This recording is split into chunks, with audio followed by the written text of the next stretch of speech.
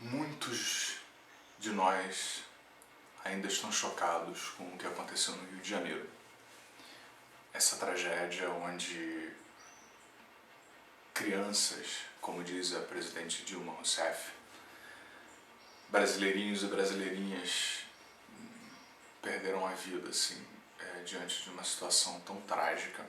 Isso tem vários desdobramentos, coisas pra gente parar pra pensar. E eu tenho visto especialistas na televisão comentarem, especularem, inclusive venderem jornalisticamente essa história de diversas maneiras diferentes. Acho que a gente precisa lembrar que, antes de qualquer coisa, é uma situação muito mais complexa sob todos os pontos de vista do que qualquer redução que a gente possa fazer vá dar conta de explicar isso.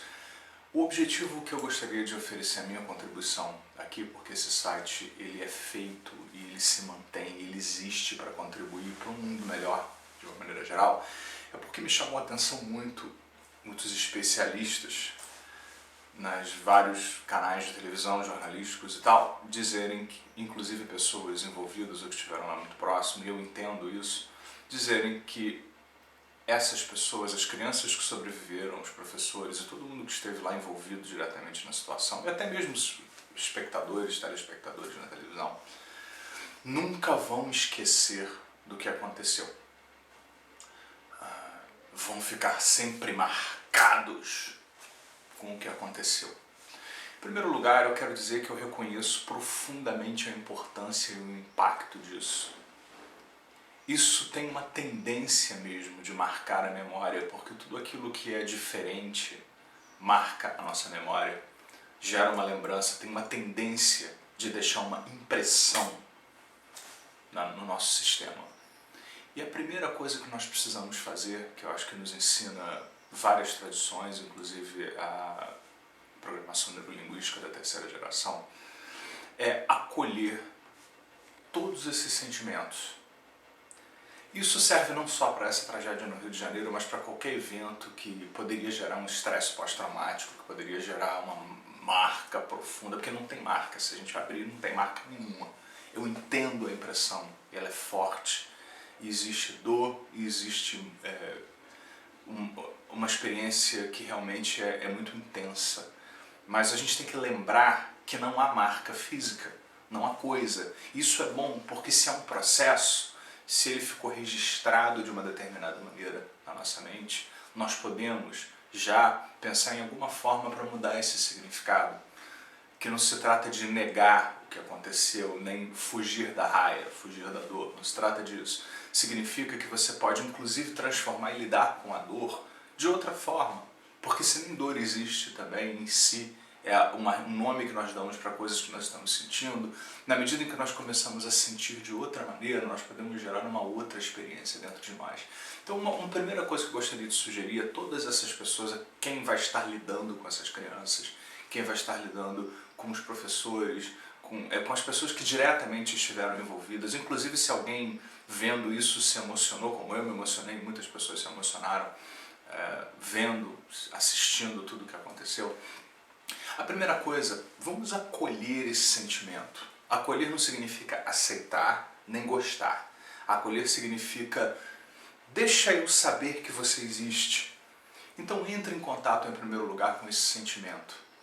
O que você está sentindo? Qual é o nome que você ainda está dando para esse sentimento quando você ainda vê televisão sobre essa tragédia? Ou quem passou diretamente por isso? Viu imagens, ouviu coisas, sentiu uma série de coisas. Acolha esse sentimento primeiro. É muito importante que as pessoas que estejam envolvidas com essas vítimas vivas, que acolham esse sentimento nessas pessoas. Porque num primeiro momento as pessoas vão chorar, elas vão se emocionar, elas vão ter a memória bem forte. Então é muito importante acolher, receber, compreender, dizer para essas pessoas, mostrar para essas pessoas e fazê-las sentir que você está ali com elas, que você está segurando na mão delas e que você está ali para que essa pessoa possa contar com você para desabafar, contar com você para se abrir. E às vezes existe uma tendência dessas pessoas não quererem no primeiro momento falar, ou compartilhar, ou guardar. É importante, especialmente crianças. Como é que se faz isso com crianças? Peça que elas desenhem, peça que elas contem.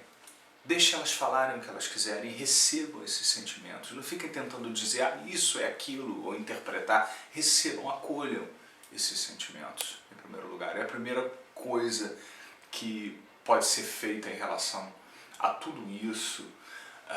E pode ser que muitas dessas pessoas ainda fiquem sentindo uma série de coisas por conta desses eventos.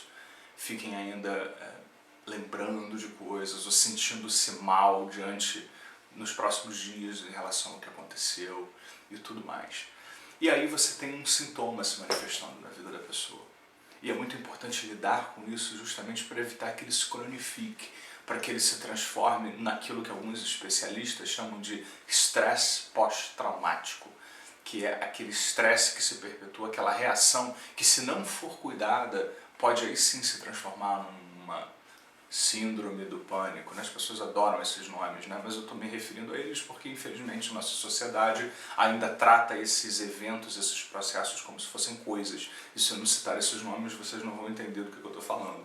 Então é muito importante que se trate dessas feridas, vamos dizer assim, justamente porque ferida, porque ferida pode cicatrizar, ferida pode ser curada. Então vamos tratar dessas feridas. Vamos lidar com isso. E quando a pessoa estiver sentindo essas coisas, vamos ajudar essas pessoas a perceberem, como se fosse uma metáfora, por exemplo. Se elas estão sentindo alguma coisa, lembrando, ou sentindo-se deprimidas, ou alguma coisa em relação a tudo isso, sentindo esse impacto muito forte, vamos de alguma maneira tentar perceber o que essa parte dessas pessoas que está gerando esse alarme, porque se existe um sintoma, se existe uma depressão, se existe um mal-estar, se existe um abatimento por conta dessas coisas, primeiro é muito natural diante dos fatos, é uma reação, o fato é muito anormal e evidentemente isso gera uma resposta também não normal, é perfeitamente compreensível isso, mas vamos entender, vamos compreender, vamos pedir para essas pessoas, vamos começar a trabalhar com essas pessoas e perguntar para essas pessoas, essa parte sua que está tocando esse alarme, que está fazendo você se sentir dessa maneira, ou ver essas coisas na sua mente de novo, ou dizer coisas para você mesmo, ou tudo isso junto ao mesmo tempo, o que lá no fundo essa parte está tentando fazer por você de mais importante através disso? Lá no fundo, o que essa parte está tentando fazer por você quando ela provoca esse diálogo interno, quando ela provoca essas sensações desagradáveis, quando ela provoca essas imagens que podem voltar na mente? Isso está acontecendo dentro da gente. Se a gente fosse imaginar que tem uma parte nossa produzindo essas coisas, o que será que essa parte está tentando fazer de bom por nós, trazendo essas coisas? É a primeira coisa que todo mundo que não conhece direito esse assunto me pergunta, mas não existe nada de bom nisso que está acontecendo. Claro, não existe nada de bom, mas lá no fundo, essa parte está fazendo alguma coisa que ela aprendeu a fazer. Ela está tendo uma reação que em algum momento foi aprendida, foi tida como própria para se manifestar, às vezes totalmente inconsciente, às vezes a pessoa aprendeu isso, não se deu conta e repete isso.